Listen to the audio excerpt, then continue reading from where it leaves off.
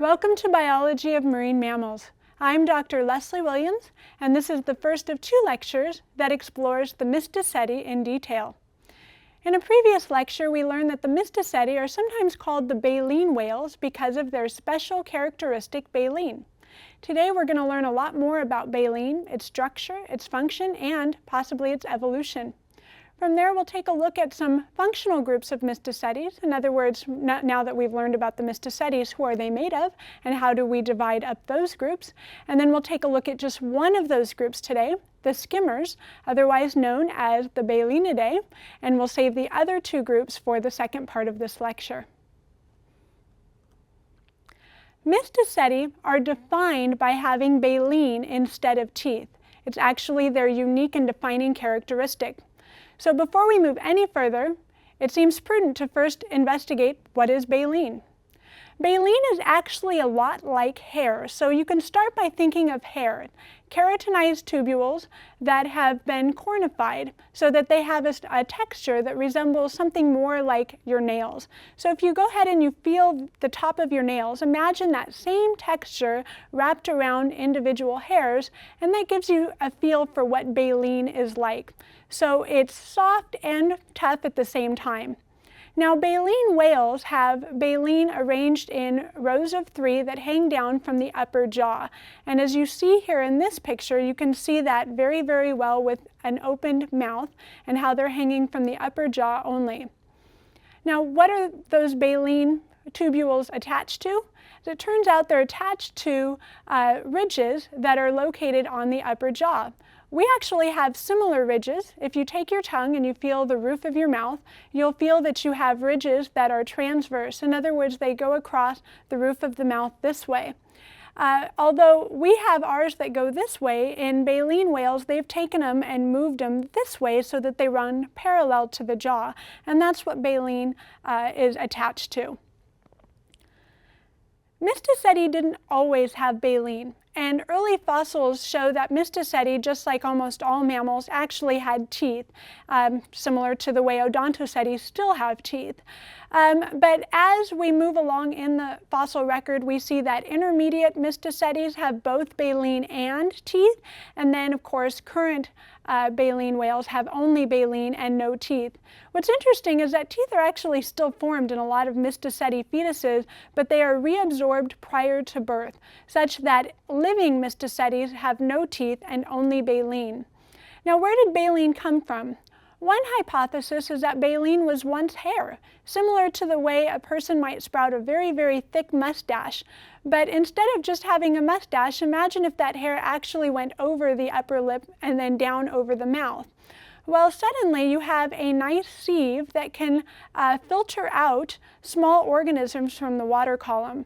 And as that became more of a useful tool, probably the importance of teeth diminished. Teeth are used for chewing larger food. And so they evolved a new way of feeding, which is essentially filter feeding, filtering out very small organisms from the water column. And teeth lost its importance. And so today we don't see any teeth, we just see baleen. The Mysticetes currently have 14 recognized species. Now, that number may expand in the future as some subspecies become recognized as true individual species, but currently there are 14. Taxonomically, they belong to 4 different families, but ecologically, we like to break them up into 3 different groups based on the way that they feed. And here we have 2 pictures that show 2 of the major groups. In the fin whale picture, we see that the fin whale is very, very long and streamlined and also very fast. And then in the other picture, we have a different feeding modality shown by the right whales, which appear to be a little bit more stout and stocky. So as we go through the taxonomy, we're actually going to explore them by their ecological groups, the feeding modalities. And what we're going to do is look at how does their body plan reflect the way they feed. If you have a pen or a pencil and some paper, get it out and go ahead and copy this flowchart down. So when we take a look at the feeding modalities, it's convenient to break up all of the Mysticetes into one of 3 different feeding styles. And the names are cute and actually pretty well accepted. We have our skimmers, we have our gulpers, and then we have one that is called a benthic feeder, or predominantly a benthic feeder. Now the skimmers are called skimmers because they tend to skim the surface. So they basically stay at the surface of the water with their mouths wide open and cruise along at a rather slow speed, allowing water to get into their mouths. And then they use their tongue to basically push that water back out. Now in the meantime, organisms that were in the water that they skimmed get trapped along the baleen plates that are kind of hanging down, and then they can just use their tongue to literally scrape off the food and then swallow, similar to how you can use your tongue to scrape off food on the inside of your teeth. So those are called the skimmers, and they actually represent one specific family, the Balenidae, which we're going to be discussing today. Now the gulpers are a little bit different. Gulpers are sometimes called swallowers, but they get their name, of course, because they gulp. These are actually going to be more predator-type organisms where they chase down large pockets of prey, and if they get a very dense swarm of small organisms, they'll try to engulf all of them in one big gulp. And so once they have that big gulp, then they try to push the rest of the water out through their mouth and, of course, keep any of the organisms that are retained on the baleen plates. And these include the family Balaenopteridae. And then finally, we have the extra one. The extra one is the benthic feeder, and this is essentially just your gray whale. The benthic feeders are unique because unlike the other organisms which feed in the water, either at the top of the water or down in the water column, these guys feed in the mud, so they're mud muckers. And they get down and they try to basically take big gulps of food from the mud and then push the mud out through their baleen and retain any of the worms or small shrimp-like creatures that are in the mud. And so they're kind of a unique case that will be discussed in the second part of this lecture. For now, let's explore the skimmers. The skimmers, which are the family Balenidae, include the bowhead whale and 3 species of right whales. So we have the northern Atlantic right whale, the northern Pacific right whale, and the southern right whale. Here in the top of this picture, we have the bowhead whale, and the bottom we have a right whale. As you can see from these pictures, you might already start to notice some body plan features, such as they have rather small fins, they're very stout, so very thick, more rotund, and of course most striking is usually the shape of their mouth, which has an exaggerated arch to it. That arched jaw is there on purpose, and it's reflected in their skeleton as shown here. So the arched jaw, which is very typical of a skimmer or the Balenidae, is there to hold very, very, very long plates of baleen. In fact, the Balenidae have the longest baleen of any Mysticeti, up to 14.8 feet, which is essentially 2 basketball players stacked on top of each other.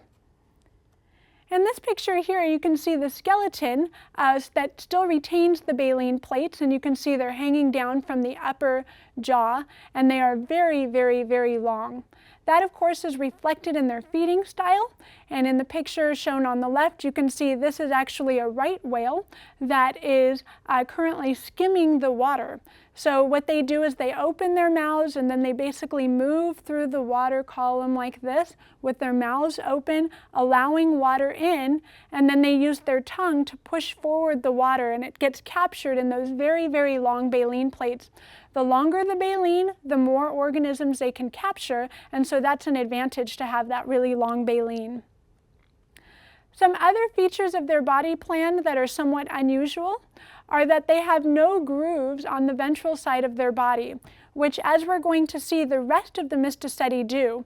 Now, when we turn over a Mysticeti, hypothetically, you might notice that on a lot of them you see these lines that run down the belly of those bodies, and those are absent from the Balenidae. And the reason is because of the way they feed. Those grooves allow the throat to extend and come back again like a puffed up balloon that extends out and comes back down. But because of the Balenidae, they're not gulping large quantities of water. They don't have any need for that, so they have no grooves on the ventral side of their body. So to summarize some of their features and the purpose for them, we have an extremely exaggerated arched mouth, which of course is used to hold that very, very long baleen. And that long baleen is necessary because the longer the baleen, the more organisms you're going to be able to keep on that baleen, and therefore the more calories you're going to get from your food. They have a very stout body, as we notice. They're very, very stocky looking. They have small fins. They don't have a lot of need for mobility. They're slow cruisers, and they stay in cold water. And as we learned in an earlier lecture, when you are in very, very cold water, having a round body shape is advantageous because it helps you conserve heat. They are also very, very lipid rich. They have a very thick blubber layer to reflect that. And finally, of course, the lack of ventral grooves, which is found in every other Mysticeti except this group here, shows you that they don't need to distend their throat during feeding. So let's take a look at the individual species of the Balenidae. We have bowhead whales, and then we have 3 species of right whales that are shown here. Now, the 3 species of right whales are all colors except pink, and the pink are the bowhead whales, which of course are going to be the most Arctic of the groups. But as you can see, they tend to stay in the colder waters and sometimes the temperate waters as well. Now, the bowhead whale gets its name from the fact that it has an extremely exaggerated mouth, probably the most exaggerated. And so when whalers first studied these whales, they said that the mouth essentially resembled an archer's bow. And as you can see in this picture, I've actually superimposed that bow. So same one, bow and arrow, it's just actually the bow part of it, that makes a bowhead whale. Now, the right whales have a very interesting name. They're called the right whales because, unfortunately, they were the right whales to hunt during early whaling. They stayed at the surface, they were slow swimmers, and when they were harpooned, they didn't sink, they floated to the top due to their lipid-rich body. In other words, they have lots of blubber, lots of oil, and so that's very buoyant and helps them rise to the surface, which made it easy for whalers to drag them to shore. Because of that, they were also absolutely decimated in the early whaling activities because they were so easy to hunt. So they were the right whales to hunt, and so unfortunately they get that dubious name as right whales. Now finally, I want to make a note about external parasites and swimming speed. Whenever you take a look at pictures of right whales or bowhead whales or even gray whales, which are also slow swimmers, you might notice that there's a lot of external parasites, including barnacles, but then more specifically things like whale lice. And this is strongly correlated to the swimming speed. So the reason that the skimmers and the gray whale have such an abundance of these external parasites where the gulpers do not is because they are swimming slowly, and as they are swimming slowly, the parasites can hang on. So the fast swimmers, when they swim really fast, they kind of actually blow off their whale lice, and so they tend to keep less of them. So it's kind of unfortunate. There is evidence behaviorally that these parasites do in fact bother these slow swimmers. They try to scrape along the bottom or scrape along rocks to get them off. But you can see in this picture here, this is the rostrum of a right whale, and it is absolutely covered in whale lice. And the whale lice are not there for a ride, they're actually feeding off of the whale. That's just a little side note about the external parasites. All right, in the next lecture, we'll talk about the other 2 groups, but for now, thank you.